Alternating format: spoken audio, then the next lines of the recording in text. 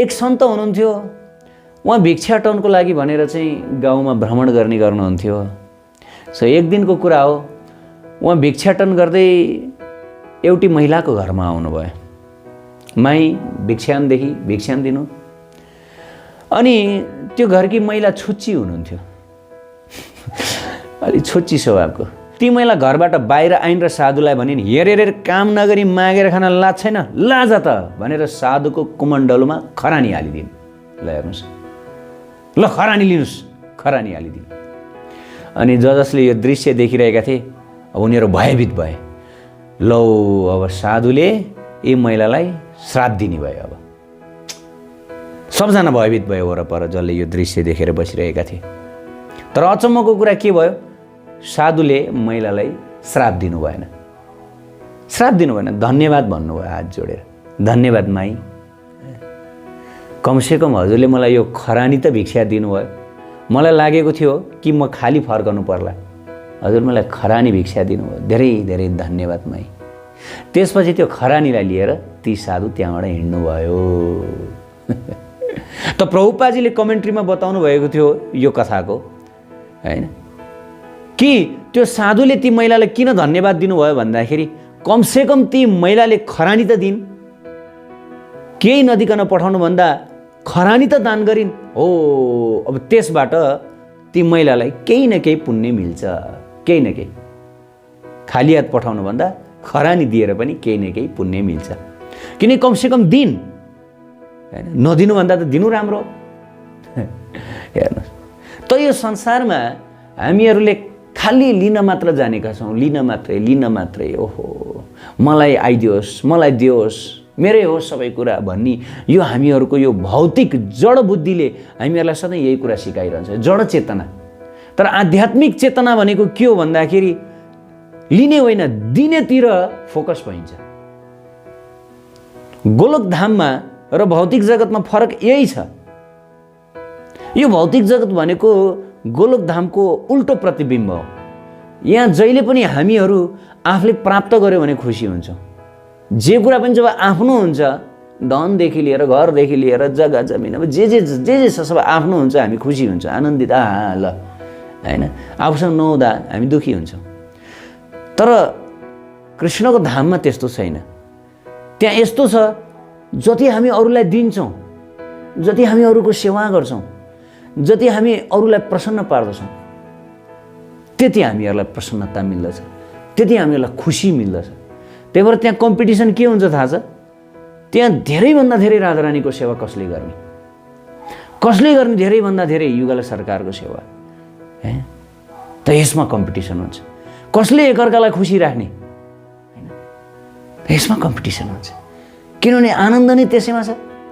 तर यहाँ कसले धेरैभन्दा धेरै कमाउने, कसले धेरैभन्दा धेरै लुट्ने, जम्मा गर्ने, हैन। त हरेक मान्छेहरू हारालुच गर्न लागिरहेका हुन्छन् संसारमा। त कारण यही छ, फरक आध्यात्मिक जगत र भौतिक जगतमा यही छ, हैन। त भले हामीसँग होला नहोला, भौतिक दृष्टिले हामीसँग चिज छ होला अथवा नहोला भगवान्लाई अर्पित गर्नको लागि, तर पनि यदि हामीहरूसँग मन छ, मन त छ नि हामीहरूसँग, कृष्णले मन त दिनुभएको छ निश्चित रूपले, त हामीले यो मन कृष्णलाई पूर्ण रूपले अर्पित गर्न सक्दछौँ, राधारानीको चरणमा अर्पित गर्न सक्दछौँ, हैन। यसबाट उहाँहरू प्रसन्न हुनुहुन्छ। मैले अघि नै भने भावाग्रही जनार्दन, राधारानी भक्तहरूको भाव चाहनुहुन्छ। भक्तहरूले अर्पित गरेको उहाँलाई के कुराको आवश्यकता छ, के कुराको आवश्यकता छ? जो षड ऐश्वर्यले पूर्ण हुनुहुन्छ, त्रिलोकीनाथ हुनुहुन्छ, हैन। तर पनि भक्तले के सोच्छ भन्दा यो प्रेमा भक्ति हो, हैन। यो जुन भक्ति भक्तहरूले गरिरहेका छन् यो प्रेमा भक्ति हो। यो प्रेमा भक्ति भनेको जहाँ भगवानको सर्वशक्तिमत्तालाई भुलेर, हैन, युगल सरकार अखिल ब्रह्माण्ड नायक हुनुहुन्छ, पालक हुनुहुन्छ भनेर त्यो कुरालाई भुलेर, होइन होइन होइन होइन, उहाँ त ममा आश्रित हुनुहुन्छ, मैले उहाँलाई खुवाइनँ भनेदेखि उहाँ भोकेर रहनुहुन्छ, मैले उहाँलाई वस्त्र लगाइदिनँ भनेदेखि उहाँलाई जाडो हुन्छ, मैले उहाँलाई सुताइनँ भनेदेखि उहाँको निन्द्रा बिग्रिन्छ होइन। यो प्रेम भक्ति हो। यसबाट प्रभु यति प्रसन्न हुनुहुन्छ, यति प्रसन्न हुनुहुन्छ। भन्न सक्छौँ हामीहरूले भगवान् मालिक हुनुहुन्छ, उहाँलाई किन खुवाउनु पर्यो? हुन पनि हो सत्य। तर यो भनेपछि त्यो प्रेम भक्ति छ नि, त्यो प्रेम भक्तिबाट हामी गिर्दछौँ। हेर्नुहोस् है, भक्तिको पनि लेभल छ होइन। एउटा नास्तिक व्यक्ति, भगवानै नमान्ने व्यक्तिभन्दा भगवान् हुनुहुन्छ भनेर मान्ने श्रेष्ठ, ऊभन्दा माथि भगवानको सेवा गर्नुपर्छ भनेर भन्ने भक्त ठुलो श्रेष्ठ, ऊभन्दा पनि माथि भगवानको ज्ञान हुने व्यक्ति ठुलो। भगवान् यस्तो हुनुहुन्छ, सबैतिर व्याप्त हुनुहुन्छ, सर्वव्यापी हुनुहुन्छ, भगवान् सम्पूर्ण जगतका मालिक हुनुहुन्छ भनेर यस प्रकार बुझ्नु श्रेष्ठ हो। अब ऊभन्दा पनि माथि भगवानको सेवा, प्रेममय सेवा विशेष गरी होइन। उहाँ मालिक हुनुहुन्छ त के भयो होइन? मालिक हुनुहुन्छ त उहाँ मेरो प्रेमी हो, मेरो स्वामी हो, मेरो घरमा विराजमान हुनुभएको छ, मैले खुवाउनु पर्छ, उहाँको सेवा गर्नुपर्छ, उहाँको केयर गर्नुपर्छ होइन। त यो लेभलको भक्ति भनेको हाइएस्ट लेभलको भक्ति हो, हाइएस्ट लेभलको, जस्तो गोपिनीहरूले गर्नुभयो, ब्रजका गोपिनीहरू। इभन अहिले पनि वृन्दावनमा यो लेभलको भक्ति हुन्छ। वृन्दावनका भक्तहरू, ब्रजवासी भक्तहरूले राधारानीलाई वास्तवमा त्यति शक्तिशाली मान्नुहुन्न। राधारानीलाई के मान्नुहुन्छ थाहा छ? राधारानी हमारी स्वामिनी, बस हाम्री स्वामिनी, हाम्री चेली, हाम्री राधारानी, मेरी राधारानी। हामी भन्छौँ अरे मखेश्वरी, क्रियेश्वरी, त्रिवेद भारतीश्वरी होइन, प्रमाण शासनेश्वरी, अनन्त कोटि विष्णुलोक नम्र पद्मचार्चिते, जसको चरण कमलको सेवा अनन्त कोटि विष्णुलोकका महान महान विष्णुलोकवासीहरू गर्नुहुन्छ, स्वयं साक्षात् भगवान् विष्णु गर्नुहुन्छ आराधना राधारानी, कति महान। अरे श्रीकृष्ण होइन, कोटि ब्रह्माण्डका अधिपति हुनुहुन्छ, अरे प्रभु। हामी यस प्रकार भन्दछौँ, तर ब्रजवासी यस्तो कहिले पनि भन्नुहुन्न। वृन्दावनवासी यति यति निकटतम, यति निकटतम।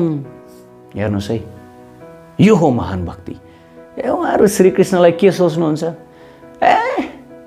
कुनै ठुलो भगवान् होइन कृष्ण, कृष्ण त हाम्रो लाला हो, हाम्रो प्यारे हो, हाम्रो प्यारे। यस्तो छ वृन्दावनको भाव। राधारानीलाई मखेश्वरी, क्रियेश्वरी भन्ने कुरा उहाँहरू त्यति सुन्न चाहनुहुन्न। उहाँहरू सुन्न चाहनुहुन्छ राधारानी, लाली लाली होइन, मेरी राधारानी, हमारी राधारानी, मानौ उहाँहरूको परिवारको सदस्य जस्तै। Can you imagine? सर्वशक्तिमान भगवान् उहाँहरूको परिवारको सदस्य। So this is greatness of Braj भक्ति होइन। तो यही ब्रज भक्ति सर्वश्रेष्ठ भक्ति हो, जहाँ प्रेम सर्वश्रेष्ठ स्थानमा छ। अरू कुरा भगवानको ज्ञान होइन, योग, ज्ञान, ध्यान यी त्यसपछि, तर प्रेम सर्वोच्च स्थानमा होइन। त्यही भएर वृन्दावनमा जुन भक्ति छ त्यो भक्ति बिरलै अन्त पाइन्छ। उत्कृष्ट आध्यात्मिक जानकारीहरूका लागि नेपालकै पहिलो शुद्ध आध्यात्मिक च्यानल टिभी लजिकल कृष्णलाई सब्स्क्राइब गर्न नभुल्नुहोला र हरेक अपडेट्सका लागि यो बेल आइकन पनि दबाइदिनुहोला।